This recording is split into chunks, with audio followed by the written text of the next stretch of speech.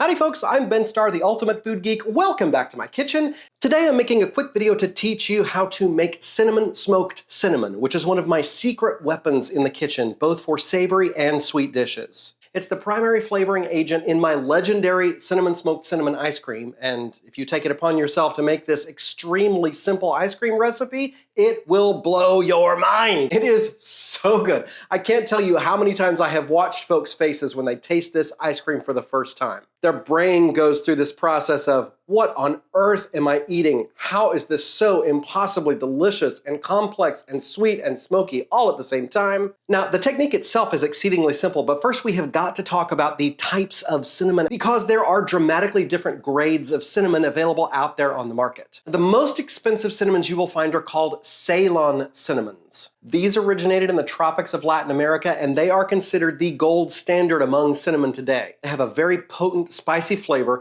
and a relatively low percentage of a potentially toxic compound called coumarin. There are other cinnamons out on the market that have much higher levels of this potentially toxic substance, coumarin, than are found in Ceylon cinnamon. Cassia cinnamon is the cheapest cinnamon. It's the least flavorful and has the highest amount of coumarin. But still, folks, you would have to be consuming a ton of cassia cinnamon all day long in order for you to get enough coumarin for it to be potentially toxic to your liver. My cinnamon of choice for everyday use is actually Saigon cinnamon. I get it at a great price in bulk at Costco, and I go through one of these about every month. Saigon cinnamon is a different species that is actually more closely related to cassia cinnamon than to the better Ceylon cinnamon. However, Saigon cinnamon does have a higher percentage of essential oils in it than most of the Ceylon cinnamon out there that's produced. So Saigon cinnamon can actually be more aromatic and flavorful even than Ceylon cinnamon. So if you can't find or afford Ceylon cinnamon, opt for the Saigon cinnamon.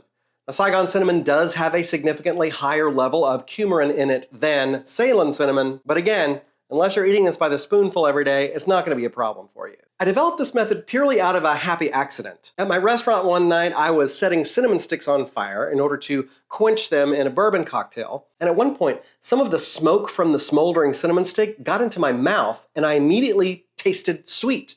Really sweet. We don't often think of smoke as being perceptibly sweet, but cinnamon smoke is perceptibly sweet. Then I thought of using cinnamon smoke to smoke meats and fruits and cheeses and things like that, but it turns out that smoking cinnamon with cinnamon smoke makes a really extraordinary spice. However, generating that cinnamon smoke and getting it absorbed into any measured amount of cinnamon was something I had to think about first, but I eventually developed a technique that doesn't really require any special equipment other than a kitchen torch or maybe a lighter if you don't have a kitchen torch. What you are going to need are two relatively identically shaped shallow vessels.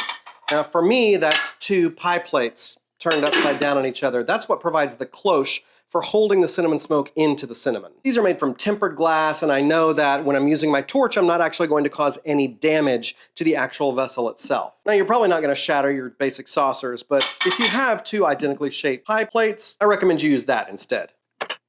Now, I like to make about 1/4 to 1/2 cup of this at any given time, just so that I've always got some on hand to use for seasoning things, whether that's barbecue or a curry, or adding to desserts. So I typically make a fairly good amount of it. But if you don't think you're going to go through it very fast, start with just a couple of tablespoons.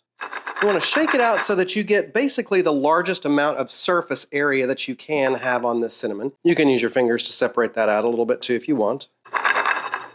Now, if you've got like a kitchen torch, we're going to use this to basically ignite some portions of the cinnamon so that they will produce smoke. We're not going to do all of it, however, because we don't want to create so much burnt cinnamon that we get an acrid flavor developing. So I'm going to light my torch here and then just light one area of the cinnamon until you see that glow.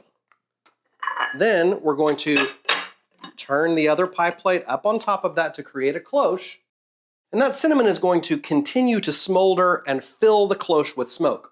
We're going to leave this alone for 10 to 15 minutes, and then we're going to repeat this process several more times. I typically do it 4 times over the course of about an hour, and that produces enough smoke to really infuse that smoke flavor down into the raw cinnamon that's in the container. After about 15 minutes, when the smoke has mostly dissipated, you can open up that cloche, fire up the cinnamon again,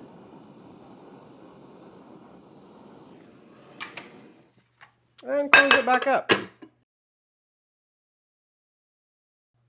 Once you've got 3 to 4 smoking cycles behind you, just get in there with a spoon, stir it around good to evenly distribute any of the charred cinnamon in throughout the rest of the cinnamon that's been smoked. And folks, this smell is unbelievable. Not only does it smell like the middle of the holiday season, but something about that smoke has the quality of toasted marshmallows. It's really extraordinary.